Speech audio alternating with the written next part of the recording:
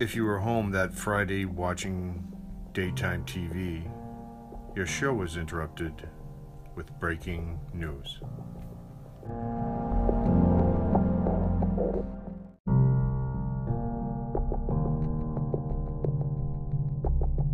That straight, sleek look that it should have, and very often you'll find a zipper hidden in the arm. Good afternoon, ladies and gentlemen. You'll excuse the fact that I'm out of breath, but about 10 or 15 minutes ago, a tragic thing, from all indications at this point, has happened in the city of Dallas. Let me quote to you this, and you'll excuse me if I am out of breath. A bulletin. This is from the United Press from Dallas. President Kennedy and Governor John Connally have been cut down by assassins' bullets in downtown Dallas. They were riding in an open automobile when the shots were fired. The president, his limp body carried in the arms of his wife Jacqueline, has rushed to Parkland Hospital. And if you'll excuse me if I give some directions and we talk about what we're going to do here for the next few minutes, but Bobby, let's tape this, if you please, particularly the interview with the eyewitness people. It is being taped good. Here's a piece of copy that was rushed to me and was torn off from the United Press in Dallas. President Kennedy has been shot in Dallas, Texas. He was shot as a motorcade left downtown Dallas.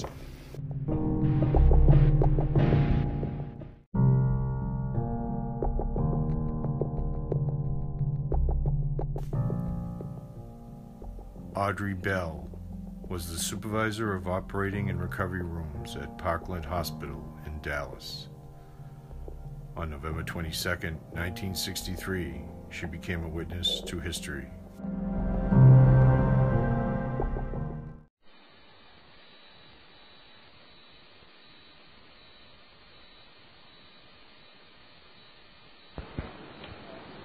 Okay, it's Thursday, March the 20th, 1997. My name is Doug Horn. I'm here with Jeremy Gunn from the Review Board, and we're interviewing Audrey Bell in Vernon, Texas. Thank you for meeting us. Can we start by asking you to just review for us your professional qualifications in a brief career summary? I was the supervisor. I'm a registered nurse in the state of Texas, and I was the supervisor of operating rooms and recovery rooms at Parkland Memorial Hospital at the time of the assassination. Since then, I took over the operating and recovery rooms and day surgery at Children's Medical Center in Dallas, and I retired from that facility February of 1989. 1989, okay. And you've been in Vernon since? Moved back to Vernon in 89. And I'm a graduate of the old Parkland Hospital School of Nursing. I graduated in 1946. Okay. So you were at Parkland for many years? Yes, I've only been at Parkland and Children's. I was at Parkland until about 1966, I believe. I moved over to Children's. They were building a new hospital adjacent to Parkland. Children's was. They were down on Welborn. And I went over and finished with the construction of that facility and then opened that operating room. I like construction. I moved Parkland from the old Parkland down on Maple Avenue to where it is now, the original building. And we did some expansion over there. Then when Children's was building a new facility, I went over there. Got a little bit late for what I really wanted to do, but because it was, no changes. Well, somewhat. But anyway, after we'd been there for a while, we did enlarge the operating rooms and build 4 extra large operating rooms, primarily for transplant surgery, neurosurgery, and that sort of stuff for children. And I finished up there helping to design the new ICU, cardiac catheterization lab, the new tower that went up. Well, we finished the main construction, then I said somebody else can have the rest of it now. So you witnessed a lot of progress? Yes, but they were good, because Children's put a nurse in charge of everything that related to patient care. and I was that liaison with the rest of the people in the hospital. So I got hold of an experience that very few people in nursing have an opportunity to do. Thank you. Can we move on next to November 22nd, 1963? And let me ask you, how did you first hear about the assassination or the wounding of the president that day, and what did you first observe in trauma? Okay, I was in the dining room. Dr. Jenkins and I had just gotten our tray and sat down when they started paging Dr. Shire's staff. And I looked over at him and I said, Dr. Shire's is out of town. But he had had a big case a couple of days before, and I'm afraid something had gone wrong. Dr. Jenkins had been out of town and had just gotten back. And about that, when they started the second one, Dr. Jenkins started to take, or one of us started to get up and take the page teleoperator. He was down in Galveston. When Dr. Jones, one of the senior residents across the way, came by the table and he said, I'll take the call. Now, we were sitting, like the telephone bank was just over here a few feet, and we were sitting on the table very close to it. Dr. Jones hung up the phone very rapidly, came back, placed his hands on the table, then the table. He said, Preston's been shot. He's on the way to the emergency room. I think we both looked up and said, you're kidding. He said, I'm not. And so he went on to tell the other doctors that he was with about what was going on, because it was surgery crew. She was sitting over there. And Pepper and I both picked up our tray, and he said, I'll go get an anesthesia table. And I said, well, I think I better get to the emergency room. The reason I had the impulse to get to the emergency room is the emergency room supervisor had been on vacation. I still am not sure.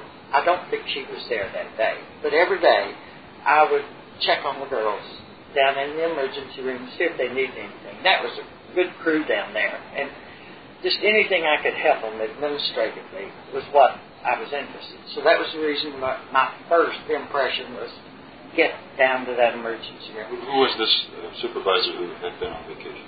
Doris Nelson. Oh, okay. Doris got there that day. I think she was at home and she heard it. She came in, thank goodness. But anyway, we went to the elevator, and their stairway downstairs was right next to it. And I think Dr. Jenkins, I'm not sure whether he walked or took the elevator, but I know that I didn't take the elevator. I don't think it was even on that floor, so he probably walked. I walked down to the emergency room through the stairway, which went through the X-ray department. Now, I was not in scrubs at this time. I was supposed to have gone downtown earlier in the day to have a meeting at the Adolphus with Mr. Smith and the crew, because we were planning to bring the National Association of Operating Room Nurses to Dallas in February. And I was going downtown, but that got canceled around 12:15, so I was still in street clothes. I went in through the back door of the emergency room from the X-ray, and the first person I saw was one of the administrators. And he did double take because I was in street clothes. He said, oh, Audrey, glad you're here. He said, go see what's going on. It's at room number 1. So I went into the emergency room, and they had already brought the president in at that time. He was on the table. Some of the doctors were trying to get cut downs. Dr. Jenkins got down right away, and they got an endotracheal tube down, and everybody was working. The nurses, there were at least three, might have been 4 emergency room nurses in there, and 3 or 4 doctors in there. Should we take a break? Yes. We're back on the record. Go ahead. They were also setting up to do a tracheostomy. And Dr. Perry was going to do that. And when I took the first look, I could recognize the president. But I didn't see an injury because there was no injury around his face. And I asked I said, well, where's the injury? And Dr. Perry was standing there, and he reached up to the on the president's head and just pulled up a little bit, turned his head to the left a little, and there was a gaping hole, and that's where the brain and fluids were dripping out. And I don't know, it could have been 3 or 4 inches that I saw. In diameter? In diameter, yeah. And one of the, they were wanting to start an IV on the right arm, and I remember getting my scissors, or getting a pair of scissors and cutting the president's shirt up the seam. See, one of the things we'd always been taught on our trauma patients was to try not to destroy the clothes on any of them that were there. We always cut up the seam or something in case the patient needed it later. But I remember cutting up the seam, and I looked at the wound, and they were working. They had started to do the tracheostomy, and the nurses from emergency room were there, and I thought, I've got to get upstairs. I've got to call and get an operating room set up. So I went outside, and by that time we had loads of people. FBI, Secret Service, Dallas Police, County, the Sheriff's Department, the Governor's Guards. See, the Texas Rangers were there. And every phone I could spot had somebody on it. And then I spotted a small corner office. It had no sign on it. And I opened the door, and sure enough, there wasn't anyone there. So I got in there, closed the door right quick so that I'd have a phone. And I called the OR and told them that we need to set up the neurosurgery for the president. And the OR was on what floor? It was on the 2nd floor, and we were down on the ground floor. And went back out and started toward room 1 when I heard this voice say, "What room is he in?" And someone said, "Number 2. I thought, who else? This was Dr. Shaw, head of the thoracic surgery department. So I just followed them in. And there was the governor. And you could see they had put chest tubes in, and they were working. You could tell that there was a chest wound. And I asked one of the residents, I said, anything else besides chest wound? He said, yes, we've got an orthopedic injury. We've got fractured wrist, and there may be some leg work. So I thought, well, I better get that room set up. So I started back out to my room, and I met Dr. Clark going into OR number 1. Well, I made my phone call upstairs to get a room set up for the governor. And I said, I'll be up there shortly. And as I was coming back out, well, Dr. Clark was back out the hallway, and I said, we have a room ready for the president anytime you're ready to go or need it. He said, we won't need it. He said, the president's dead. So I went on back to OR number 2. I was just around the corner from all of them. And I signaled to anesthesia that was in there. I said, come up whenever you want. They're setting up. He said, okay. And where were they setting up for Governor Connolly's surgery? What floor? The 2nd floor. Also the 2nd floor? Yeah. The operating suite's on 2nd. Thank you. So I went on back upstairs, and I got out to the elevator, and there was a mob of people around there, and I saw an administrator. And I looked over at him, and I said, get somebody on this. It's a self-operating elevator. I said, get somebody on this elevator with the key and control it. Only those who have to go to 3rd floor, which was delivery, or 2nd floor, which was surgery. I said, only those that need it. And I said, we're going to be transferring the governor shortly. And so I went on up, and they did get an operator on that elevator back there. But anyway, I went in. I had to get out of the clothes. I was in street clothes. So I went in and changed clothes right quick and came back out, and they were, about that time, they were bringing the governor up. And we had some problems one of the governor's aides just had to see him. And he was having an argument with one of my nurses out in the hall. He said, I've got to go, and he was in street clothes. And she was telling him he could not go into the operating room in street clothes. I came up and I heard what was going on, and I said, you'll have to change clothes if you want to go back in the OR. You cannot go that way. He said, I've got to talk to the governor. I said, well, go in yonder. And I sent an orderly in with him to change his clothes if he had to go see the governor, which was fine, and he did. Did you know his name? It was his chief aide that was with him. Okay. One of them was in charge of the party. I don't remember the name. Because then I got all the governor's party up, including Miss Connolly, Homer Garrison, who was in charge of the Texas Rangers, everybody. But we got the governor up, and they started operating him. And I was acting really as liaison, because I had my nurses and all back in the room. And other surgeries were being canceled. Patients, unless it was an emergency, didn't want to have surgery. I mean, when they heard what was going on. So they were clearing out, and there was some confusion. They were finishing cases, and they were moving them into recovery room, trying to take care of them. We set up the anesthesia department, Dr. Jenkins' office, for Miss Connolly and her party, and had an open line to Austin.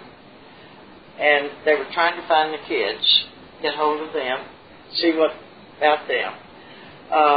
We got telephone service in shortly, along about this time. First, it just went out. Everybody was using phones.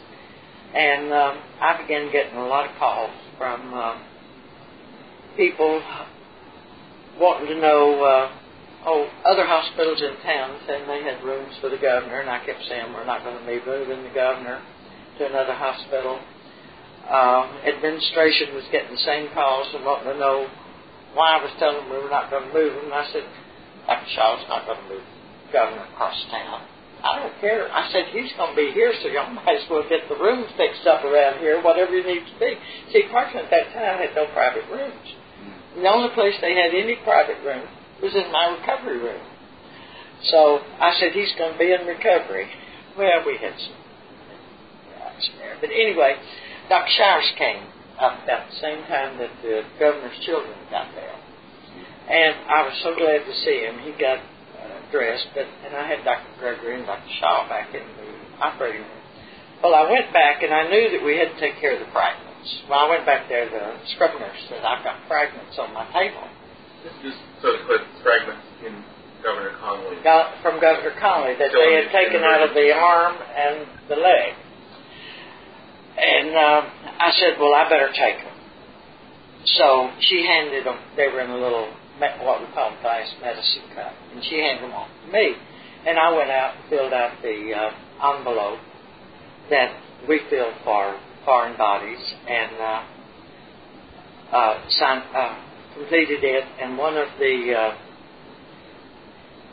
I don't know whether it was FBI or Secret Service. I'm still unclear onto that to this day. But it was one of them was in my office by this time. And he took the fragments. And I had him sign for them. And that slip that he signed for was given to administration later on that afternoon. And I did not go back down to the emergency room after we got the governor up there because I knew there was nothing I could do. And my focus at that time had to shift to taking care of the governor and getting him set up. That's a good summary of a busy day. Can we cover pretty specific areas now as separate subjects that you've already glossed over? That you've already summarized? I'd like to talk about the president's throat wound and head wound, and then we'll talk about Connolly fragments last. About how long do you think that you were in trauma room? How many minutes would you estimate? Oh, probably kind of hard to tell, but I guess a couple of 3 minutes maybe. I'm really not sure. Time just really flies, and I did not look at the clock on the wall when I was in there. But it couldn't have been over 3 minutes. It could have been even less, probably 2, but just long enough to look at the wound, cut the shirt. I think I did turn on the oxygen. But those are things that you do so rapidly that it doesn't take too much time. And then is it correct that after you left trauma room 1, you did not re-enter? I did not go back, no. Miss Kennedy was in there, and I think about that time I went in that somebody put her in a chair just outside the hall. Did you observe a wound on the anterior neck of the president? They were getting ready they were setting up the trach to put through. I just know that there was a wound area there and that they were getting ready to do the trach through the wound in the neck. Did you know that because of talk between the doctors, or because one of them announced it, or did you just observe that they were... Well, they were setting up the trach, and they were getting ready to go through, and somebody might have said, we're going through the wound. You could understand by observing the tools they were using in the setup? Well, that is just natural, too. Whenever you've got a wound in the neck, in that area, and you've got to do it, and you have to put the trach in, which you have to so they can breathe, you go through or try to utilize that. Had it been off to the side of the neck, it would have been different. They would have had to have closed that one and put one in. But the trach tube just curves down into the trachea. I see. So if someone asked you to describe the president's anterior neck wound, say before the tracheostomy, would you be able to do that from your own independent recollection? No, because the tray was there, and they were prepping around it and draping, and, you know, these things happen so quickly. Like Oswald, just to give you an idea of how fast things can move. 9 minutes after he hit that emergency room. On Sunday the 24th? Yes. We made the incision in surgery.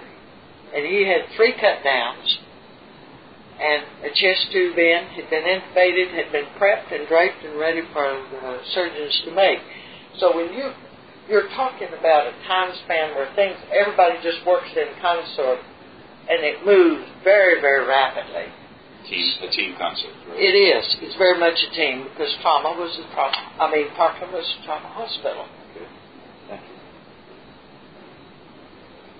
Would you describe for me, using the most precise medical terminology that you can use, the president's the location? Okay, let's see. It was on the right rear. I think it's called the parietal area. We can go off the record. Doorbell. Okay, we're back on the record. Before I ask you to describe the president's head wound, would you tell me where you were standing when you observed in relation to the cart? Oh, I was at the head of the table. I was at his head whenever Dr. I believe it was Perry shifted his head. He was laying straight back. Supine. Because with the trach they had to, and he shifted the head a little bit to the left and lifted up the kind of the matted area, the flap. There was a little bit of some flap, and you could see the hole, and there was brain and spinal fluid dripping down out of it. And then I noticed it was dripping, down into a bucket. Okay. Anatomically describe that for me. You were about to anatomically describe it in terms of medical terms. Well, let's see. The occipital is at the back.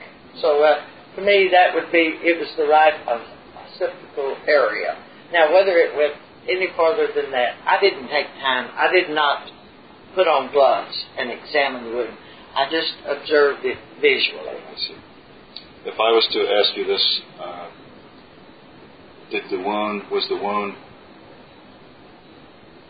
located above the right ear, or forward of the right ear, or behind the right ear? I would say it was more behind the right ear, kind of maybe level it down. It was not above the right ear.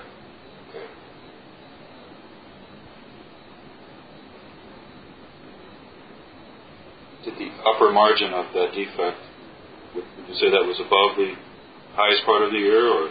I don't know whether I saw the entire defect or not. Okay. I just saw the big hole Okay. back here in the back. Okay. Did you see any other wounds on the president's head besides the one you just described? No. Okay. And there were no facial wounds. Okay. Just the neck wound and the back of the head. Okay. What at the top of the head look like? The top of the head? The superior portion. Oh, he looked very nurturing here. Okay. On the top of the head. Okay. When you walked in the room and took a look, you could tell it was the president on the table. And that's the reason I had to ask, where was the wound? I'm sorry, Frank.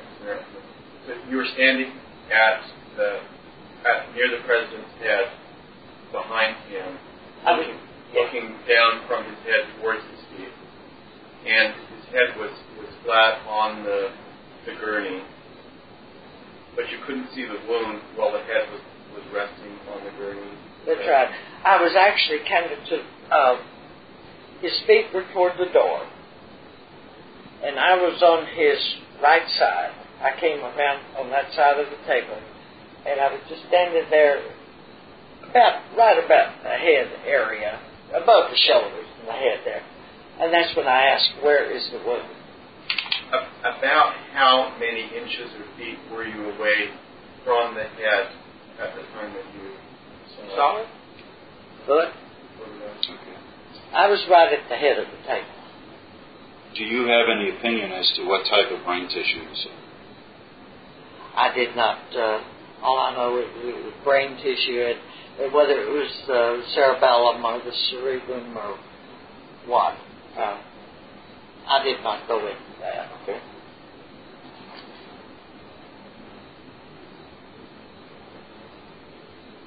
We would like to ask you, if you don't mind, we're going to give you 4 excerpts from Grant's Anatomy, and if you don't mind, ask you to render your best recollection of the head wound you saw that day. And on some of these, you may end up not marking some of these if you didn't see anything on that portion of the body. I have a blue pen here, which probably contrasts nicely with the.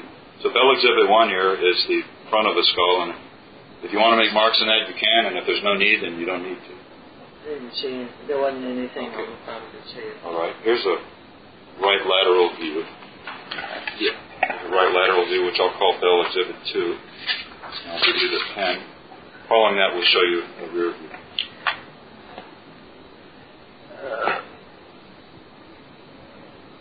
Well, it would have been kind of back here behind a little bit more if this is just straight lateral here, because he lifted a flap, and how far up the wound went, I do not know. Okay. I just know that what I saw basically was in the back of the head. Okay. Here's a Bell Exhibit 3 is a posterior view, which might be better for this purpose. Let's see. This will be the... This is the rear of the skull. Yeah, this will be the right side here. Yes, ma'am. The wound that I saw basically I thought was in this area here. I don't know how far it really went over to the right side, but I just know that it seemed like this area was blown out. Okay. And that basically is where the material was dripping from. Okay. If you feel comfortable with Bell Exhibit 4, I would ask you to represent what part of the brain that would have corresponded to, if you feel comfortable marking that drawing. Well, say it would have to come down into this lower section, but I'm not...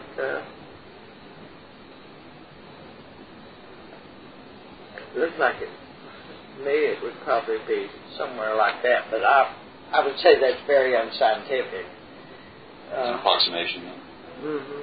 Be very much an approximation, because I didn't really stay and examine it that long. When I saw the massive wound injury, I knew that if he was going to get the surgery, we had to put everything in motion very, very rapidly.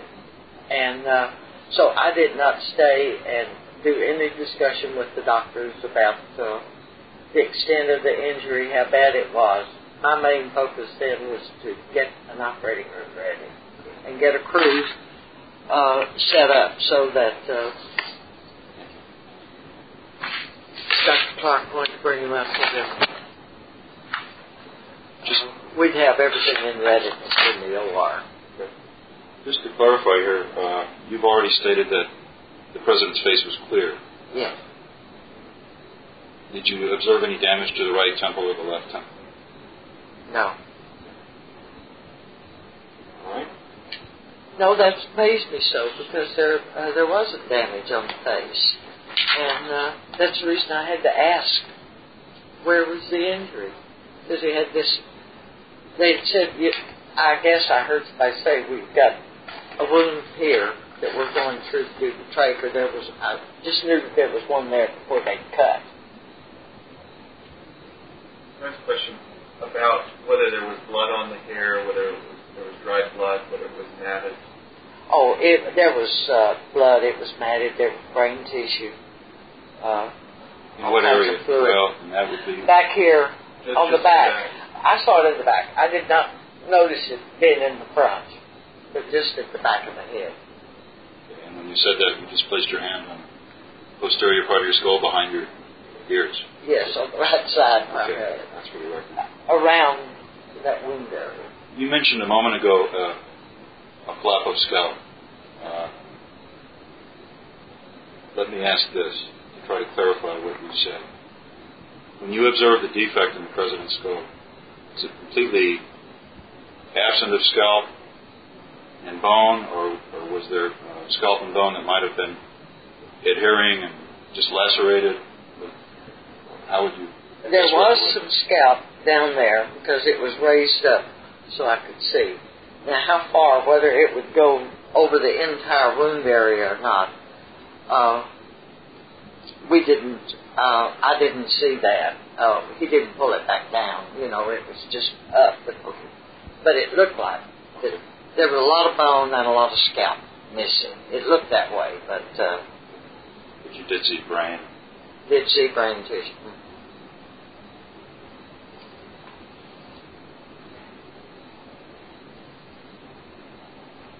We would like to ask you some questions now about bullet fragments from Governor Connolly, which you mentioned earlier.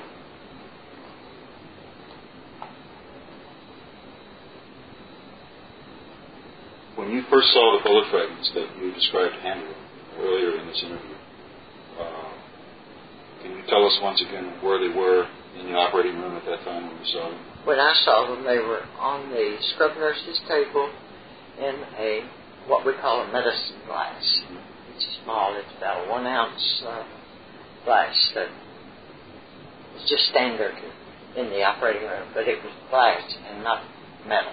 Did you see them placed in the glass, or they were just sitting there all No, they had been placed in the glass while I was out of the room.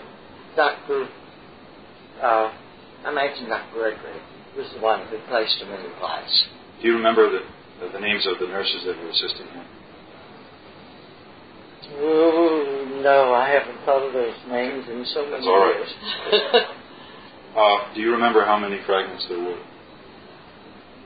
There were between 3 and 5. I really think there were about 4. They were in varying sizes. Was anything done to measure them before you No, transferred? we did not measure them. That is one of the things that we always relied upon the pathologist to measure fragments, and that was part of our policy, is to get them down to the pathologist. And we had a foreign body envelope that we put these things in. And who filled out the foreign body envelope? I did. You did. Okay. Can you describe about how big that envelope was, the dimensions more or less? Oh, it's the one I used that day was standard envelope size. What is it, 3.5 by 5, or it was about that size. It was a brown manila envelope. All right. When you say standard size, is standard letter size? Standard. They're small letter size. Oh, small letter. Not the long one. Not the long one, but the standard. It was about the and manila. manila envelope. Printed on the outside in black. Is that a Parkland form or state of Texas form? Parkland. Okay. Could have been Dallas County, because I believe they were in charge of the laboratory at that time. Can you revisit with me one more time your best recollection of who you gave this to? It was either someone from the Secret Service or the FBI, and I'm not sure. And I gave them to one individual who signed for them. Okay. There could have been two of them, and probably were two of them, one standing in the doorway and one in my office. What is it that makes you think that it was the Secret Service or the FBI? Is there anything special? Yeah, I think they identified themselves, but I just don't. I know it wasn't to the Dallas Police or the County Sheriffs or the Texas Rangers. Okay. So it had to be. I feel it had to be a federal, because they were in street clothes. They were not in uniform. Okay.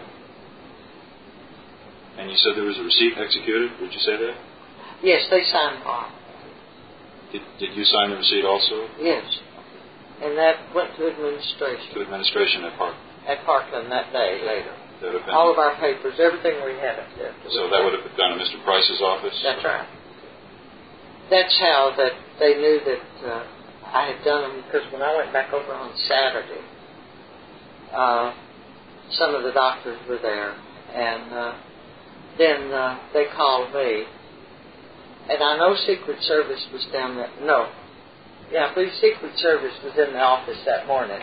And they were tracking the who all had handled them and where the fragments had come from. They were just getting the chain. That morning would be the next Saturday the 23rd. Did you speak to any government officials Saturday about what had happened to the fragments? Did anyone speak to you? Yes. I'm in administration. On Saturday? On Saturday. And do you remember which agency they were from? Which federal agency? I don't know, but I thought it was Secret Service, but I'm not sure. It could have been both of them. Okay. I'm going to show you a document and ask you to read it. It's dated, and I'll leave these with you. Keep them. It's dated November 23rd, and it's a one-page FBI report. And if you just read that, I'll then ask you a question or two about it. You didn't want me to read that loud. Oh, no. No. Okay, I'm back on the record now, and Audrey Bell is completing the reading of the FBI document. Wait, you identified the document?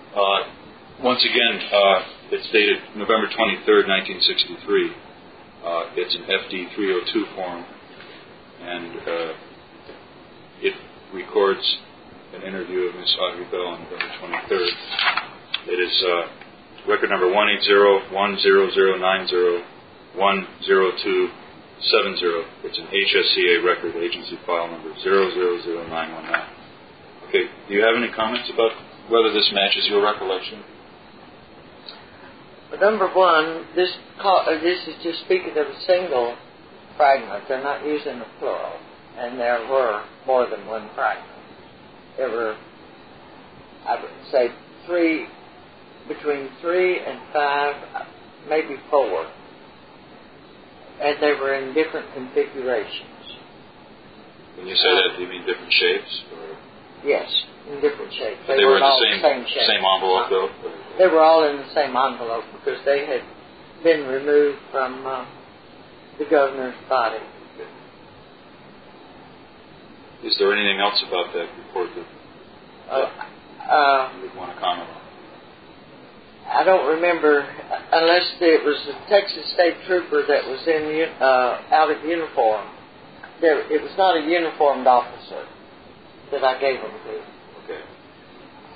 And I did get the receipt. And my file, I do not have any files that contain a copy of this receipt because everything was turned in to administration. Okay. This was before the great days of the copying machine, and you didn't copy everything. We didn't have a facility. I don't remember stating that there. I said, we knew that we didn't get all the fragments because there were still small fragments in Governor Connolly's leg and arm. So we knew we did. I can't imagine making that one.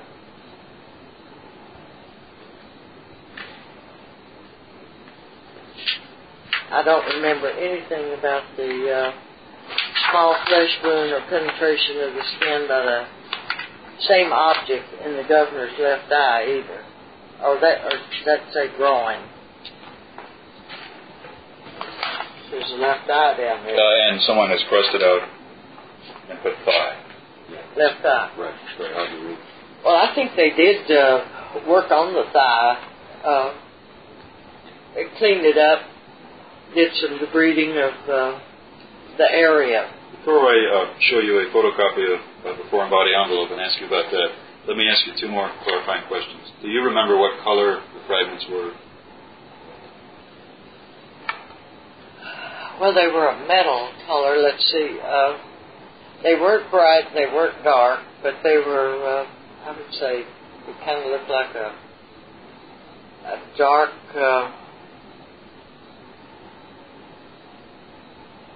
maybe a stainless, well, they weren't bright like stainless steel.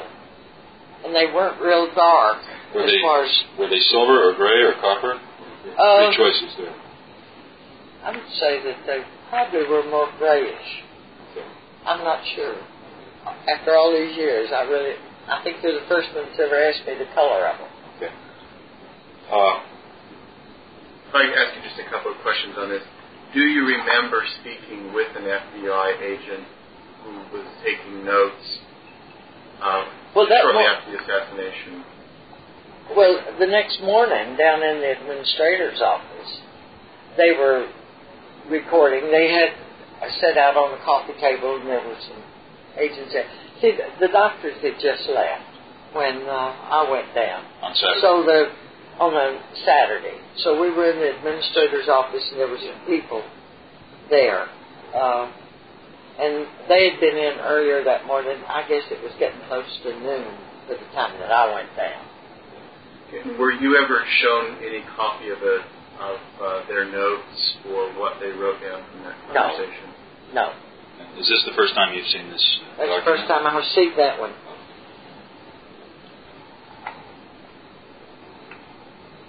How would you comment on the general accuracy of this two-paragraph document? It seems substantially accurate, or you've mentioned that you... Well, I gave them the fragments, and we were in my office in the operating room at the time. They were signed for. They were in the envelope when I gave them to them. And I don't recall this instruction from the governor's office to identify, but that doesn't mean somebody couldn't have stuck their head in there and said something about it. Basically, at this time, I thought they'd probably go down to our own lab. That's where they'd end up. That's where our fragments went. But this gentleman said that he would take him, and I thought that he was from the FBI or the Secret Service. And that's the person that you gave them to on Friday. That's the one. Yes. And I do not know the names of all the people or the agencies they were with on Saturday when I was in the administrator's office. And even whether the same people stayed in there all the time or not. Okay. I'm about to show you another document. It is a photocopied excerpt from the Warren Report, Volume 17, page 841. And I'm going to ask you to look at the top half of this page, Mission Exhibit 842, which is a photographic copy of a foreign body envelope, and ask you if you've ever seen that before.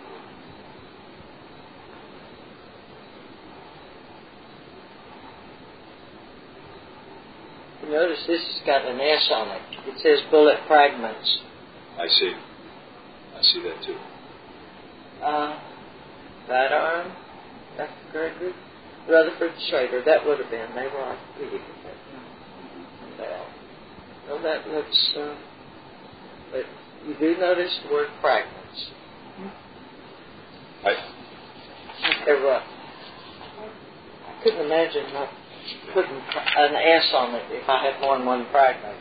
Do you believe that you filled out anything on that envelope yourself in your writing, in your handwriting? Oh, I know I filled it out. I can tell it's my writing. If I can ask just a clarifying question, is this the type of form that the envelope that you were talking about? And this is the one, this is a photocopy of what appears to you to be the one that you filled out on Yes. November 22nd? Yes. And that really looks like my writing because I printed my printing in there. At the bottom half of the envelope, there are many initials. Do you see your initials anywhere?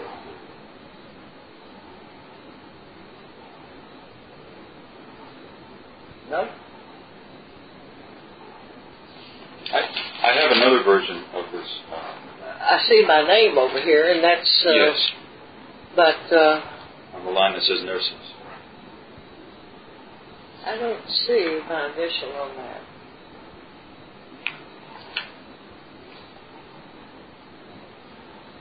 I have another version of this photocopy on a letter from the House Assassinations Committee, which they mailed to you on March 18th, document number 000919. That's the agency file number. The record number for this one is 180-10090-10268. And on this version, where on the first one, the label Commission Exhibit number 842 covers up part of the envelope. On this photocopy, that part of the envelope that had been covered by Commission Exhibit is now uncovered. And I wanted to ask you, what's the meaning of this phrase, unit number? That's the patient's number in the hospital. Patient number. Every patient that comes into the hospital has a unit number, and that follows them. For any admission, any future admission, and that keeps all their records together. Okay. Sex and race is self-explanatory, and the other entry looks like it might have been age, but I can't really read it. Can you tell me what that word might have been? It probably was. Yeah, age, sex, and race. Do you know what this number is on the right-hand margin, 1176-something? No. Would that have been something you would have entered, or perhaps someone else? No, that would not have been. It's on this one, and okay. We would not have. We did not enter anything except the unit number for the patient. Okay. Any other numbers would have been added by the pathologist or to someone else. Going back to this Warren Commission, volume 17 excerpt from page 841, on the right-hand side of this page, they have shown a container, a transparent container, which looks like it might have been plastic. And it contains some material. Now, first of all, is the foreign body envelope in this photograph, is this life-size or smaller or bigger than life-size? This envelope here.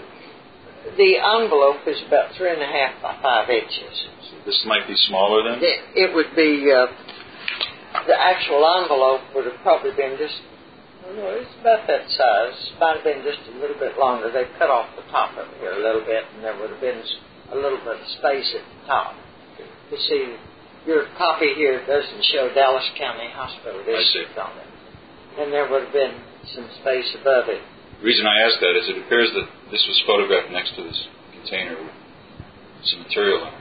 My next question for you is, these are described, the contents of this container, Commission Exhibit 842, are described by the Warren Commission as being the Connolly fragment material. Is that?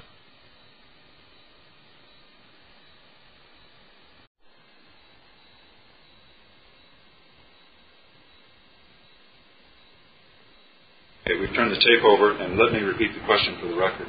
On page 841 of volume 17 of the Warren Commission, at the top half of the page, there's a photograph of Commission Exhibit 842, a container with some material in it, and my question is, does this material in this photograph, is that consistent with your recollection of the fragment material that you gave to the official on Friday the 22nd? Well, no, it doesn't seem to be all there. Now, this is supposed to be from the President's brain, the bottom half of Oh, it. really? So you should, well, it's supposed to be. That's what that's supposed to be. It looks like a tin cotton. No, there was more than one fragment. We had a fragment about this size or larger. That's on the bottom part there. Okay, you're pointing at the photograph at the bottom of the page, which is labeled 843. And go ahead. And there could have been one about the size of the other fragment to the left here, but there was also an odd sized one that kind of curved and went. It was longer than it was wide. Mm-hmm. Okay. So just that one fragment. There had to be. I know there were three. There could have been four. Mm-hmm. Some of them were small, like that. Mm-hmm. That's almost. That's not even as large as a pellet. Looks like. When you say like that, which are you pointing to? Oh, this one. At the top. That's On not the even far- as large as a pellet out of a shotgun. The one to the far right. Yes. On 842. And it's kind of hard to tell what the rest of that is. It looks like that's just photocopy. Those other tiny dust-like images, they are in the book that we copied this from, so they appear to be part of the photographic image, but they're very, very tiny. It is unclear what they are, but they're not a product of our Xerox machine. Okay, I'm now going to show you another document. This is, well, let me ask you this. Do you remember meeting with anyone from the House Assassinations Committee? Yes. They came to Dallas in 70-something, 78, I think, 76. I never did see what they wrote up. They did do an interview, and but I never did see the report of the interview. They were going to send me a copy, but I never did get it. I'm about to show you document HSCA document 180100090100271, file number 000920. This is the transcript of their interview with you. And I'd like you to read this, and we'll go off the record and then ask for your comments. Okay, we're back on the record, and Audrey Bell has just had a chance to read the transcript of the March 12, 1977 interview with the HSCA. Had you ever seen this before? I have not seen this interview, no. Does it match your recollections of that event? As well as I can remember. This was 20 years ago. We did this one afternoon after Yes, work. ma'am. 20 years ago. Do you? Is there anything about it that seems incorrect to you? I think basically it is correct. I just don't see the drawing that I did on that day. But do you remember doing the drawing? Yes. Okay. All right.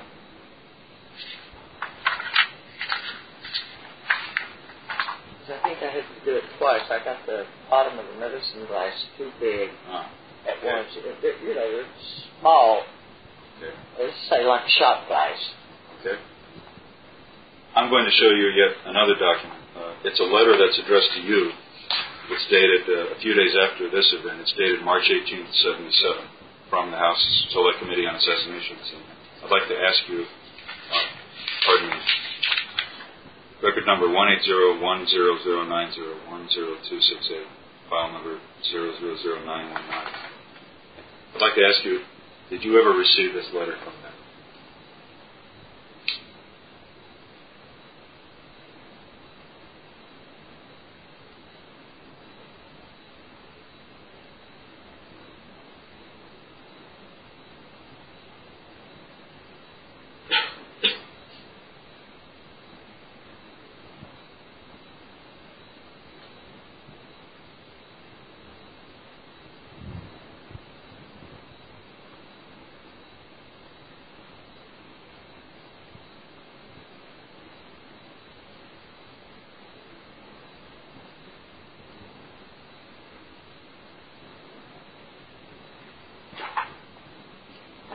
recall this letter.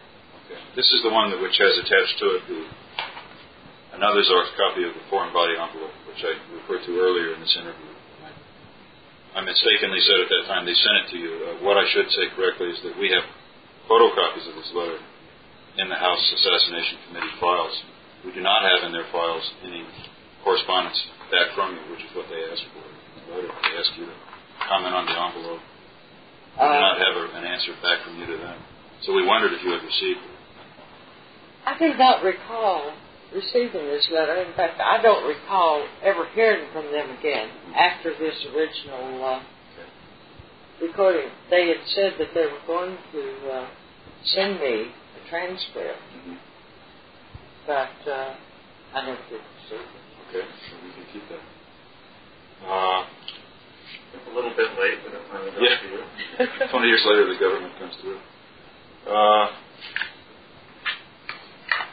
We have a little bit of a mystery we're trying to clarify here and resolve.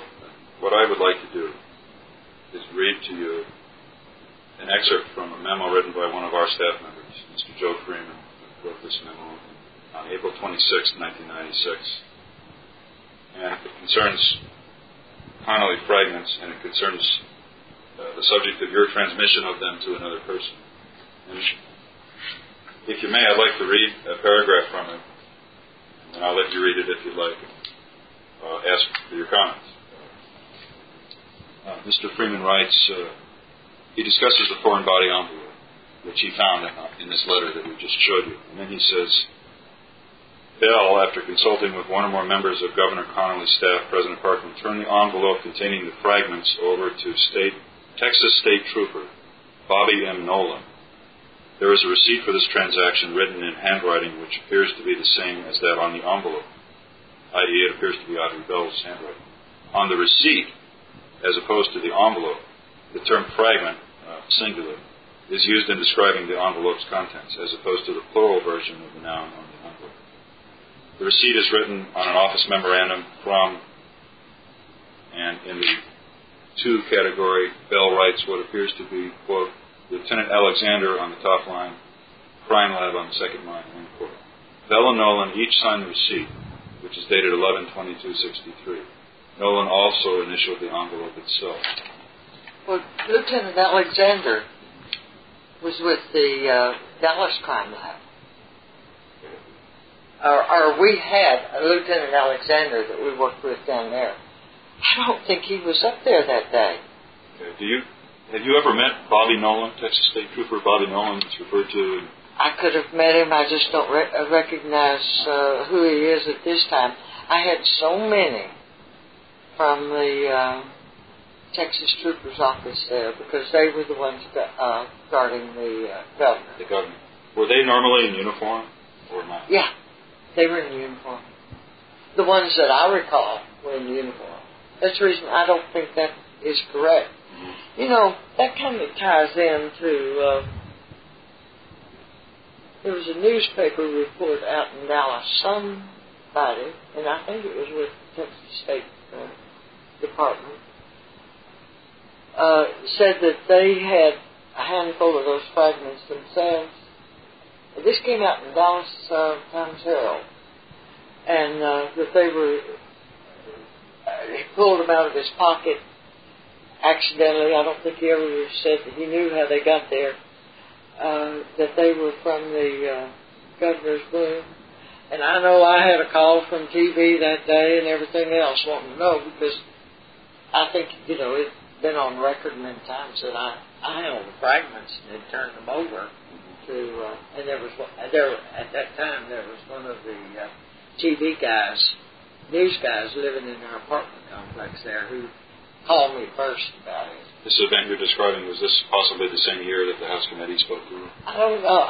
It could have been. It was along in about that time, I think. Do you remember the name of that trooper involved in that incident?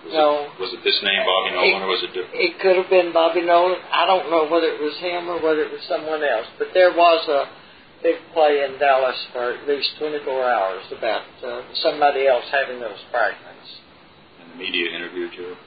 And the media, I think it was Channel 4. Did that other individual who said he had fragments call you? No. We had no contact. Okay. Mr. Freeman, when he wrote this, I think he's basing his account on, he cited this receipt. He's no longer with the staff. We'll be looking for the procedures so we can get back. But he based this on the receipt. He was trying to piece this together.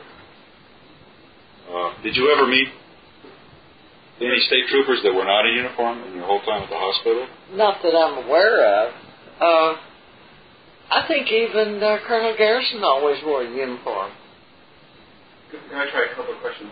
Do you remember talking to Mr. Alexander at all about any fragments or having any discussions with him? Our crime lab, Alexander? Yes. I'm just trying to recall. That could have been the other person, because I was going to give them to him, and he said it was okay to go ahead and give them. That could have been that second individual in the room. But basically, no, it's the first time I've ever thought about talking to Lieutenant Alexander about the fragments. Because they never got down to him. Normally, I would have taken them down to him.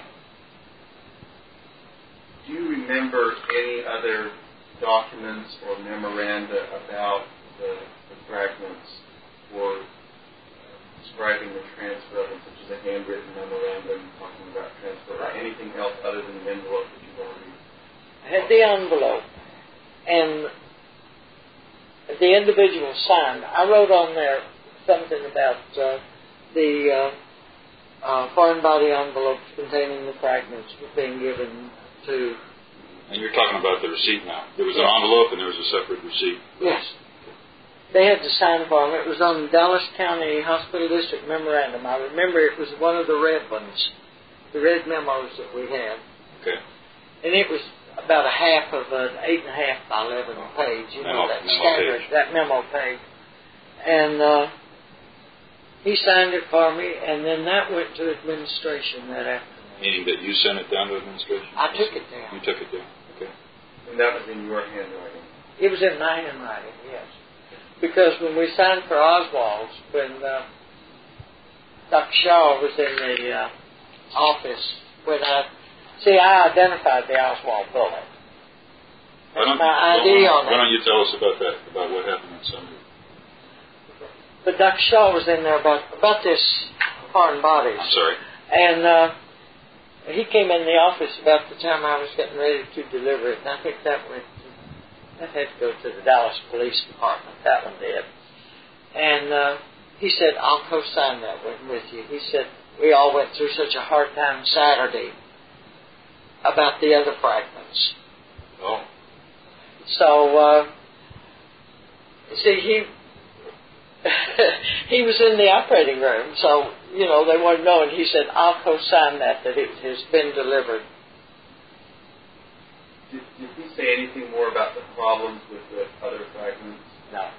And what did you understand him to be referring to? Well, see, in a case, any case, you have to have a line, and the fragments had gone from Dr. Gregory Prophet to the scrub nurse's table to me, and I had delivered them to someone else. You've got to establish this line to the point that when Dr. Shires removed the bullet out of Oswald on Sunday, all of a sudden I was on the side of the room and I heard him yell, Audrey.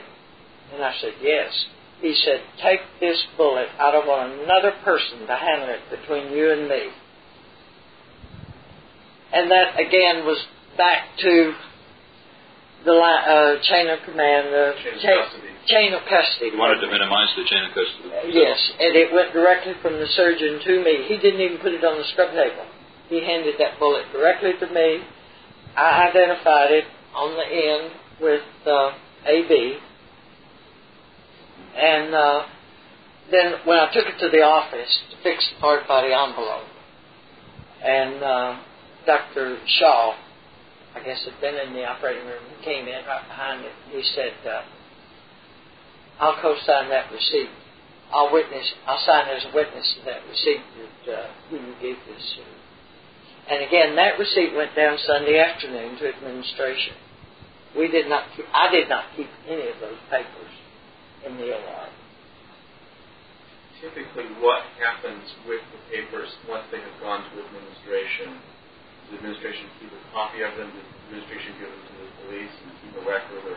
I would think that administration would keep a copy and probably give the original to whichever one of the investigating bodies was taking care of it.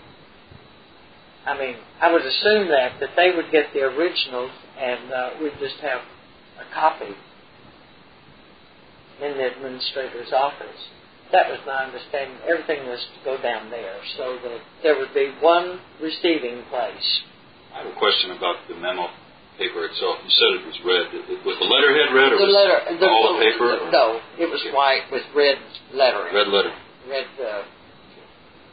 printing on it. The header was red lettering. Yeah. Yes. I think it was Dallas County Hospital District Memorandum or something like that. And to and from and... All right.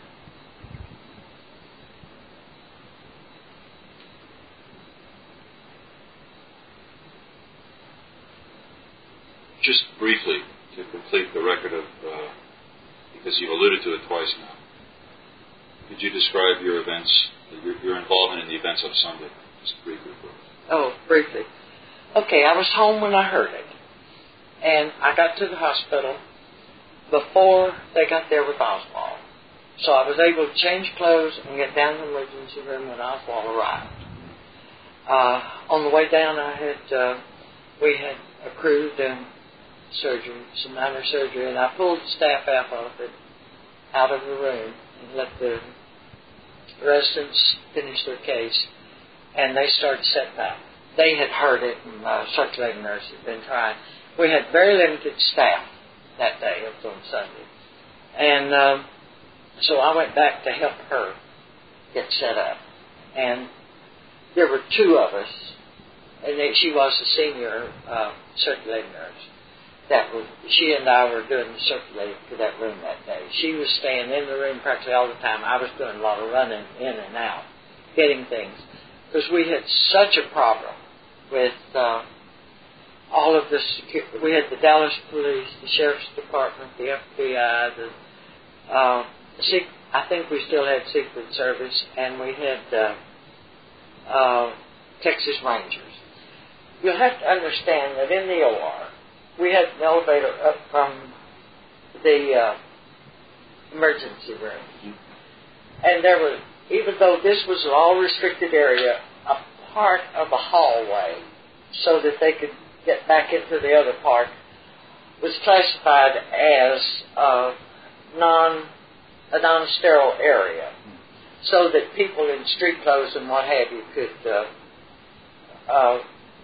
get back to the dressing rooms. Because this came up where it came up just off to the left was operating room number 2, which is where we set up for Oswald that day. Just slightly to the right was operating room number 3, and if you just went around the corner, that's where the office area was. So kind of went around, and I had all these people in this non-sterile area encroaching onto the other side of the hall at times, which got to be a real problem. During the surgery? Well, they all got up there some way because they were security people or policemen or sheriff's deputies, what have you. They came in the front door, but they migrated to the back. And I didn't have anyone in the office because we didn't have a secretary on Sunday. And anybody going by would just grab the phone as they could if you had time to answer it. I had called downstairs and asked the nursing office to see if they could find me another supervisor that could get up there, because I needed somebody with authority. All of my doctors that were available were in with Oswald, even the anesthesia. So, see, we still had a lot of troopers and all around because I still had the governor in the recovery room. Mm-hmm. And we still had Miss Conley up there.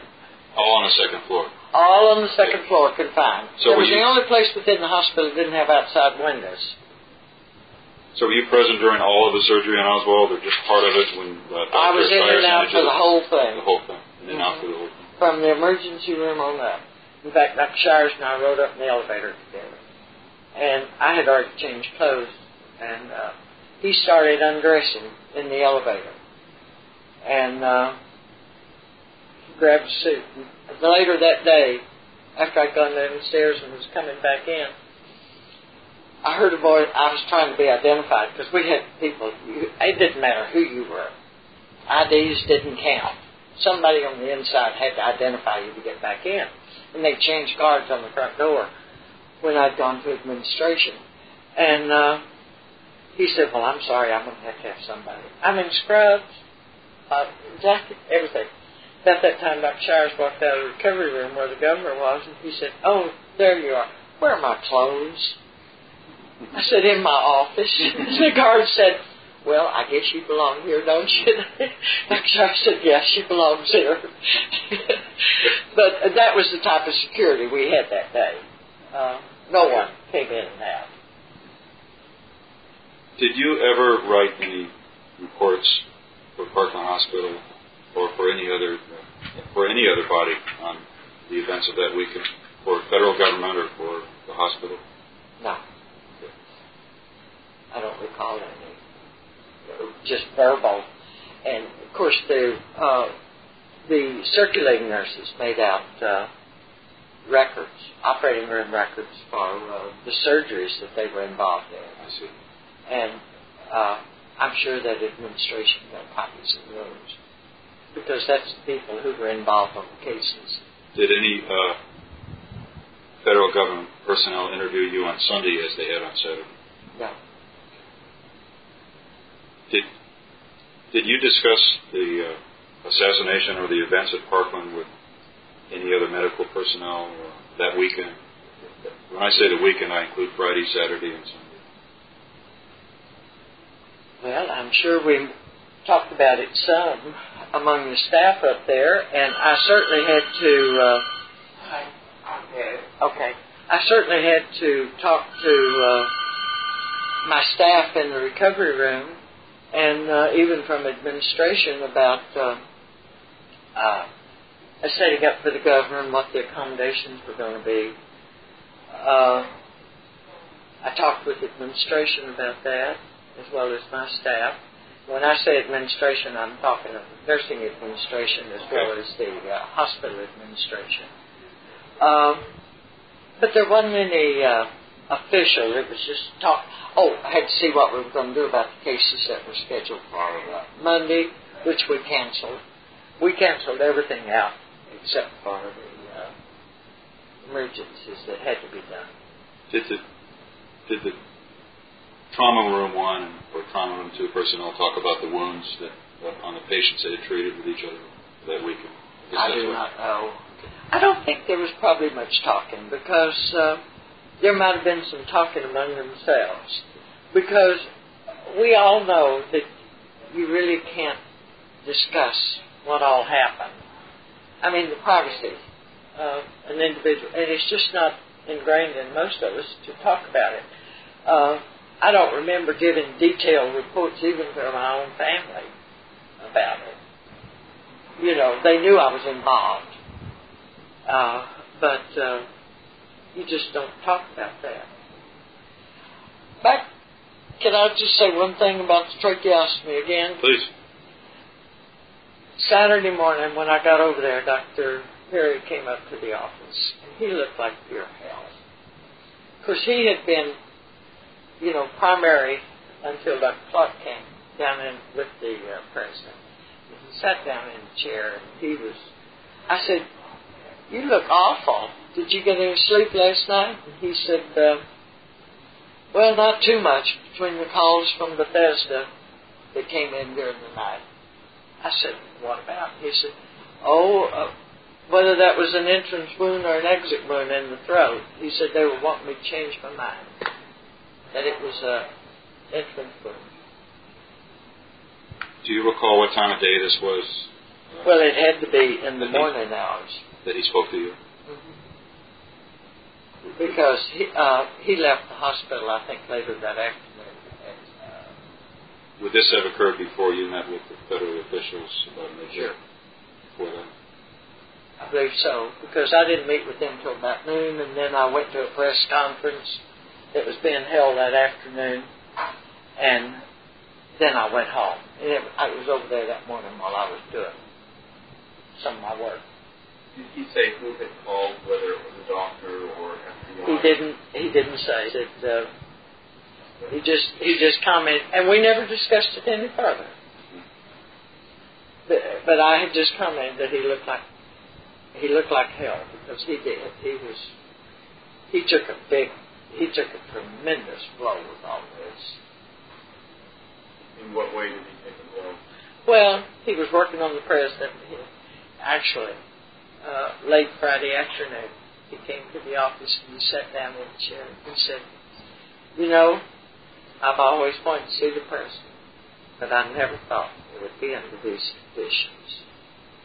I mean, it really hit him hard that he was down there working on the president. He was the chief person in the room originally, and, having to make decisions about what they were going to do, kind of directing the others, doing the trade, all that sort of stuff. In situations like that, I'm sure you're aware, you just have to, all of a sudden, you just have to put everything behind you and do what you have to do. Like when Oswald came in, just before he arrived at the emergency room, all the doctors practically were back in. Some of them were on the road home. They made U-turns in the middle of the road and came back. We were all down there when they rolled them in. And somebody that must have been a first-year resident said, "What are we going to do?" One of the others looked up and said, "The same thing you do for every gunshot wound that comes in. Just stay with the routine." And that's it. You've got to stay with the routine to do things like this. And it hits you later.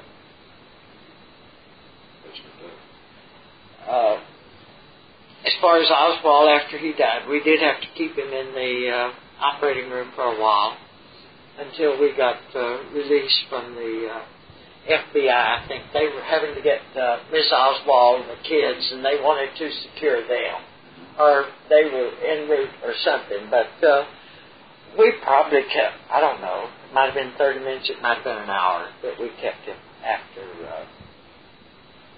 they determined that there wasn't anything else we could do. He just bled to death. His wound was so massive. That aorta was torn up.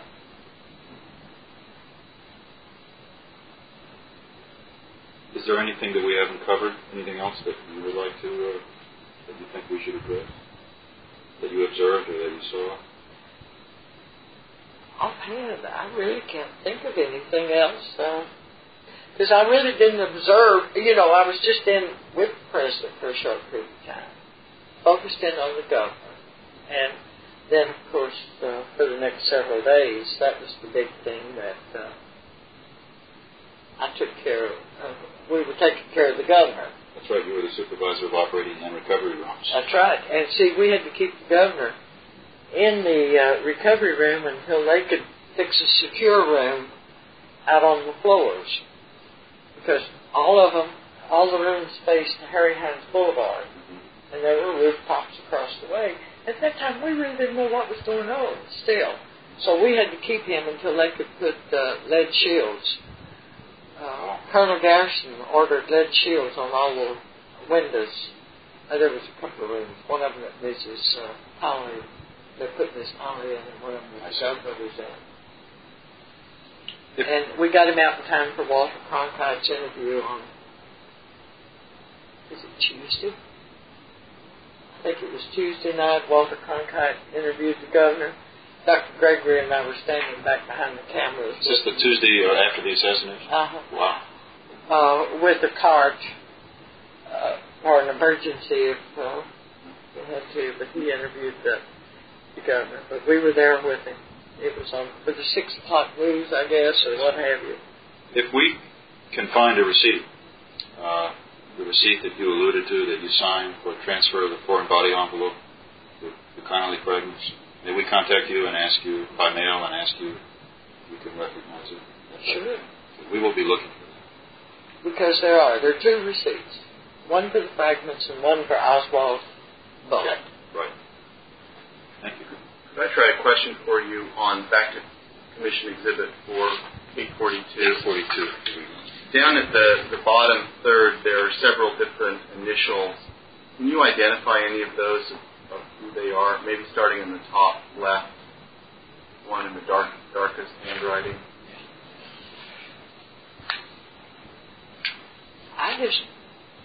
I don't see any there that I recognize. A lot of them look like doctors writing, okay. There's one. BMN, I have no idea who that would be. CG. Now, the only thing that if that's a CG, that's a CJ, isn't it? Or a J. What's this? Right here. This is a Q9, we believe. Q9. It's a number the FBI uses. Oh, I was looking to see if that could have been Charles Gregory. Well, If they had showed it to him, the next day. we think it's Q9. Maybe it's something else. That's the only one that I could offhand put anything with, and I was going with, like C.F. Gregory. He didn't use the F routinely, like at that time I didn't use the N that distinctive. If that could be the C.G., but that doesn't really look like it. So. Have you seen other envelopes of this sort with many initials on it? No. We rarely ever see an envelope once we've delivered it to the crime lab. They sign for it. We sign it in another book, not even on the envelope. And so then, from standard practice, those would not likely be doctors or nurses' initials. No, there wouldn't be anyone from that I'm aware of. It'd be somebody further on down the line. Even in the crime lab, we took the specimen from the foreign body down. We signed it in their book with our name and description, and they signed it, recognized it. So we didn't do additional writing on that unless we had something about the foreign body we wanted to put on there. And Oswald's may have had down here in the bottom. It probably should have that. I had identified, had my marking on the bullet, and with what it looked like. Did you mark the Oswald bullet yourself? Yeah, I marked it myself. Okay. And put it in the envelope. And it has my marking on it, which would have been something about like, if you get it, something about it would have had a mark. Just about like that. An A, capital A-B? Capital A-B. If you look at it real closely, that's an A, an N, and a B. I see. And you scratch that into the metal? Yeah. It's not the tip, but the opposite end, the head of the bullet. Yeah. Because we don't mark bullets along the side. Okay. It has to be marked on the head. So, yes, the forensic lab, the crime lab, is very explicit. I think I had the only people in the hospital that ever got to tour the crime lab. And our people down there, then they included the emergency room later, but how to mark, how to handle foreign bodies. They gave talks to the operating room nurses of Dallas about how to handle foreign bodies, bullets, knife blades, all that sort of stuff, so that they were usable.